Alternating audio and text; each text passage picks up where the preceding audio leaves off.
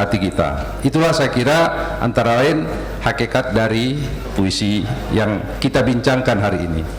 Baik Bapak-bapak, Ibu-ibu, sebelum kita masuk ke perbincangan, tadi barangkali sudah sama-sama kita selintas berkenalan. Di sini ada Pak Joko, ada Pak Dik-Dik yang bajunya khusus merah putih. Kemudian rekan kita, kawan Sosiawan Lea. Sebelum ke yang lain-lain, saya ingin ke Mas Sosiawan Lea dulu, saya kira, karena buku setebal 476 halaman ini antara lain digagasi, diinisiasi oleh saudara Sosiawan Lea yang sehari-hari berdomisili di kampungnya Pak Jokowi, Surakarta. Tapi buku ini terbit bukan karena sama-sama orang Surakarta, bukan karena sama-sama orang Solo, karena sebelumnya Forum Sastra Surakarta bersama-sama dengan penyair seluruh Indonesia sudah menerbitkan buku puisi menolak korupsi. Itu juga diinisiasi oleh beliau, dirangkum oleh beliau, dan beliau berjalan dari satu tempat ke tempat untuk mempromosikan, launching buku-buku yang diterbitkan ini. Dan kita tentu ingin mengetahui sebetulnya apa yang menjadi landasan sehingga buku ini bisa terbit, lalu bagaimana proses terbitnya, karena proses terbitnya juga unik ini Pak. Saya dengar-dengar itu para penyairnya selain nulis puisi juga harus menyerahkan uangnya agar terbit. Nah, barangkali ke depan entah bagaimana cara Perpustakaan Nasional bisa menerbitkan sehingga penyairnya tidak lagi sudah menuliskan puisi tidak lagi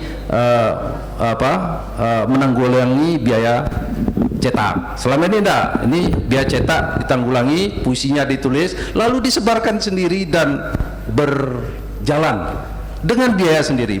Beliau hadir kemari juga biaya sendiri ini, jadi berat perjuangan. Jadi saya kira Mas Lea, silakan Mas Lea bisa bercerita tentang latar belakang dari terbitnya buku ini, lalu apa sebetulnya yang ingin dicapai dari penerbitan buku ini, dan kemungkinan apa saja yang bisa dilakukan dengan Perpustakaan Nasional, karena Perpustakaan Nasional saya kira memiliki jaringan yang sangat luas sekali di seluruh Indonesia. Silakan Mas Lea. Assalamualaikum warahmatullahi wabarakatuh. Ada beberapa hal yang barangkali itu pemikiran saya pribadi, tetapi ada beberapa hal yang barangkali itu rangkuman dari gagasan masyarakat, terutama masyarakat kesastraan.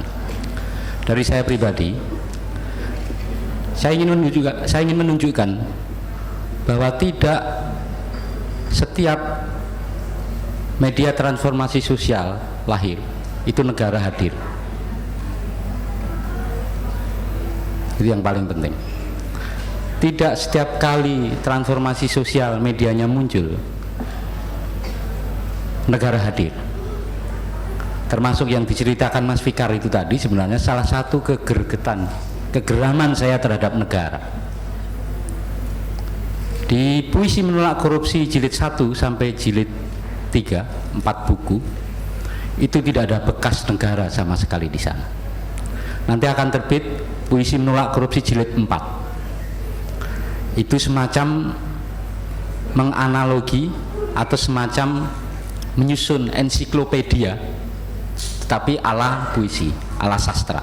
Kita bikinnya ensiklopegila koruptor. Jadi di situ nanti isinya adalah puisi-puisi yang akan memuat kasus-kasus, nama juga, atau inisial, atau ikon-ikon, atau modus operandi, atau harta kekayaan negara yang dirampok oleh koruptor yang sudah divonis. Yang tersangka tidak, yang terduga tidak, tapi sudah divonis. Termasuk buku ini. Saya pribadi ingin menunjukkan bahwa buku ini hadir di dalam situasi negara tidak hadir. Di sini tidak ada yang namanya apa itu Perpustakaan Nasional, enggak ada. Departemen Pendidikan dan Kebudayaan tidak ada. Balai Pustaka tidak ada. Taman Ismail Marzuki. Tidak ada. Dewan Kesenian tidak ada. Di sini itu yang ada adalah Diana Rosetindaro, Ane Matahari, Taufik Ikram Jamil, Fikar Weida, Barlean Aji, Lukni Maulana, Sutarji Kalsum Berkili, pribadi-pribadi yang tinggal di negara Republik Indonesia. Mereka menulis puisi, menghadirkan proses untuk melakukan kritik, untuk melakukan pengawalan terhadap apa itu presiden, fungsi presiden, baik fungsi secara perundang-undangan sebagai kepala negara, sebagai kepala pemerintahan, sebagai sebagai lembaga yang berhak memberi gerasi, amnesti, abolisi, sebagai lembaga yang berhak membuat perdamaian atau peperangan dengan pihak lain, sebagai lembaga negara yang punya fungsi untuk membentuk pemerintahan yang baik dan benar. Itu ada di sini. Prosesnya seperti yang dikatakan Mas Fikar tadi. Negara tidak ada. Termasuk kalau Bapak Ibu sempat mempunyai bukunya, karena buku ini laris sekali. Dari Puisi Menolak Korupsi jilid 1 sampai 3 laris. Begitu cetak langsung habis. Termasuk Memo untuk Presiden, begitu cetak langsung habis. Kenapa? Yang beli ya penyairnya sendiri. Jadi pertanyaan tersulit yang harus saya jawab adalah ketika berada di dalam ini luar biasa, teman-teman itu luar biasa. Bukan negara yang luar biasa. Negara luar biasa karena mereka tidak lagi mempunyai gigi seperti zaman Soeharto ketika merepresi penerbitan. Ya. Bagaimana penerbitan itu direpresi luar biasa sehingga yang namanya karya-karya itu tidak bisa terbit dengan sederhana. Kalau Bapak Ibu sekalian sempat punya bukunya, di sini penerbitnya penerbit Forum Sastra Indonesia. Ini hanya penerbit abal-abal. Tidak ada suratnya. Tidak ada suratnya. Tapi siupnya ada. Siupnya ada. Penerbitannya di mana nggak ada. Tapi siupnya ada. Dicek secara resmi ada. Nggak melanggar hukum. Ada. Ya. Ada. Itu. Jadi ini secara pribadi rasa kegergetan saya di situ. Sejak mulai dari Puisi Menolak Korupsi yang pertama sampai kemudian Memo untuk Presiden, itu kemudian banyak yang menawari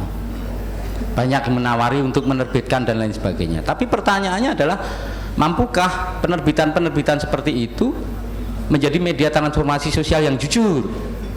Apakah kemudian kalau terjadi penerbitan dengan lembaga pemerintah, kerjasama dengan pemerintah, apakah itu tidak membuka peluang lagi terjadinya korupsi? Ya. Jadi itu rasa kegergetan saya. Sekarang rasa yang muncul dari aspirasi teman-teman yang kebetulan menulis ini.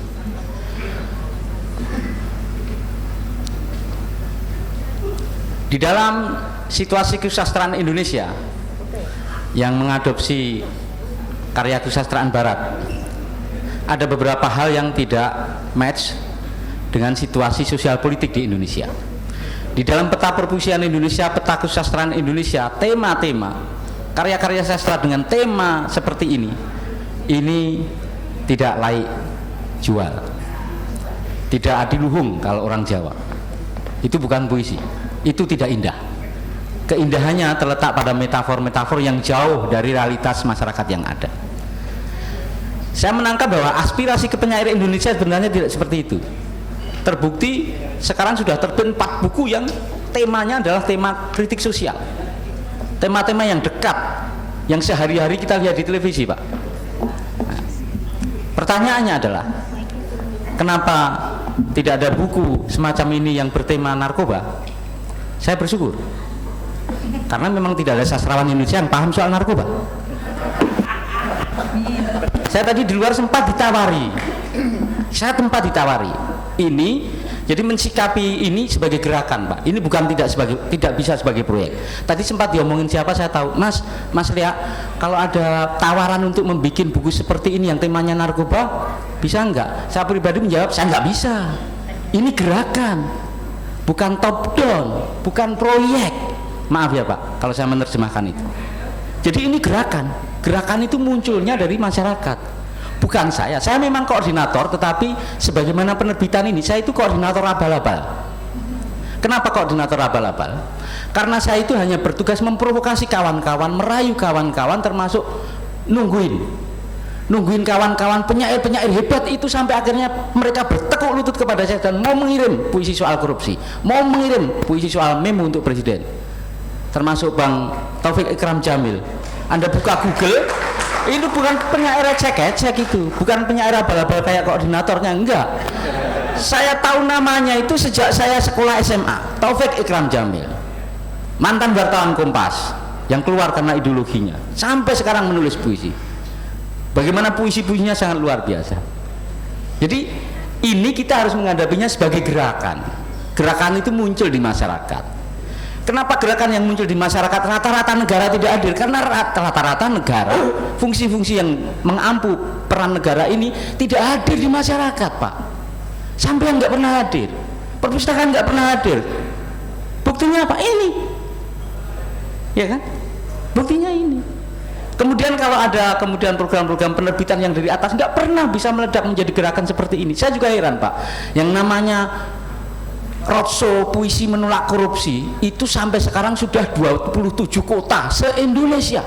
Yang biaya siapa? Nggak ada. Model kayak gini, kerjasama, model kayak gini. Ini roadshow baru kelima ini, memo untuk presiden. Ya, yang pertama di Blitar, di rumah keluarga Bung Karno. Kemudian yang kedua di Banjarbaru. Kemudian yang keempat di Jember. Yang kelima di Malang.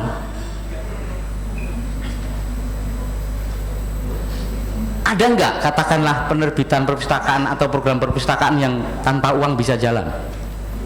Ini malah teman-teman penyair itu membayar. Benar yang dikatakan Mas Fikar. Jadi saya juga heran, gila ini penyair-penyair ini orang-orang gila semua. Kenapa orang gila? Mereka menulis, kalau mereka biasanya menulis kemudian kirim ke koran, mereka itu dapat honor. Kayak saya itu nggak mau nulis kayak begini. Ngapain saya nulis kayak begitu? Ya, saya nulis harus dapat honor. Saya ngomong harus dapat honor. Tapi saya kena tulahnya ketika kemudian saya mau menjadi koordinator dan harus ngomong kemana-mana, beli tiket sendiri, beli apa-apa sendiri, kena tulahnya. Ya udahlah. Artinya saya bersyukur aja, saya kena tulah gerakan transformasi sosial. Kapan ini negara kena tulah dari transformasi sosial, media transformasi sosial? Apakah kita harus mulai lagi dari reformasi 98? Ya kan? Itu soal latar belakang. Ya. Termasuk saya sebenarnya mau ngomong banyak, kalau di launching begini saya sebenarnya nggak punya kapasitas untuk ngomong, Mas Fikar, karena buku ini memang saya yang menjadi kurator, kemudian editing, kemudian mengantarkan ke penerbitan, mengurus iuran teman-teman, siapa yang masuk seleksi, siapa yang tidak, yang nggak masuk seleksi iuran berapapun yang nggak saya terima, ya kan? Kemudian menyebarkan, selesai. Tetapi tabiat buruk penyair itu tidak bisa selesai hanya di buku. Tabiat buruk penyair itu seperti yang Bapak Ibu saksikan sekarang ini. Mereka mau roadshow, mereka mau baca puisi, mereka mau diskusi, mereka mau sosialisasi. Saya kira ini tabiat buruk yang kemudian menurut saya menjadi baik. Menjadi baik, kenapa baik? Karena kemudian teman-teman penyair itu punya akses untuk ketemu dengan lembaga-lembaga negara yang punya kompetensi untuk menghadirkan peran negara. Ya. Tetapi apakah itu bisa dijawab oleh teman-teman penyair seperti yang saya katakan tadi, Pak? Analoginya seperti tadi. Apakah Mas Lia bisa bikin gerakan BNN dengan cara ini? Saya nggak janji. Nggak janji. Apakah bisa perpustakaan dengan cara ini? Saya nggak janji. Karena saya bukan proyektor. Proyek tambah tor itu loh. Saya kurator abal-abal itu tadi, Pak. Itu parahnya. Ya. Itu yang kedua. Yang ketiga, gagasan untuk menerbitkan waktu itu ya. Waktu itu belum, judulnya belum ini. Waktu itu saya sudah punya pikiran itu, Mas Fikar. Karena melihat pertikaian antar pendukung calon presiden itu luar biasa. Itu pilpres, maaf bukan hanya pilpres, pemilu paling dahsyat sejak pemilu pertama tahun 46 gagal. Sebenarnya setelah merdeka itu kan setahun kemudian kita harus bikin pemilu. Tapi tahun 46 itu kita gagal. Tidak ada pemilu. Kenapa? Karena undang-undangnya belum siap. kemudian konflik intern negara Republik ini dari para penguasanya, dari para tokoh-tokohnya terlalu besar, terlalu kuat, sehingga nanti kalau ada pemilu justru akan merusak. Kemudian penyebab yang ketiga kegagalan dari pemilu itu adalah masih adanya ancaman dari luar. Itu peristiwa dahsyat kedua. Peristiwa dahsyat pertama adalah Pilpres tahun 14. Perpecahan itu luar biasa, sampai ke keluarga, sampai ke teman, sampai ke handitulan, bahkan sampai ketika presiden sudah dilantik, bahkan sampai ketika kemudian presiden terindikasi bekerja tidak baik. Sampai saat ini. Nah, ini berkah, kalau ini berkah. Jadi saya sempat pesimis dengan ini. Saya melihat itu waktu itu kilas balik, kemudian saya berpikir harus ada ini sastrawan yang ngomong soal itu secara bersama-sama. Waktu itu pemilihan belum selesai, Mas Fikar. Jadi siapa yang terpilih waktu itu belum tahu. Teman-teman sudah mulai ngirim.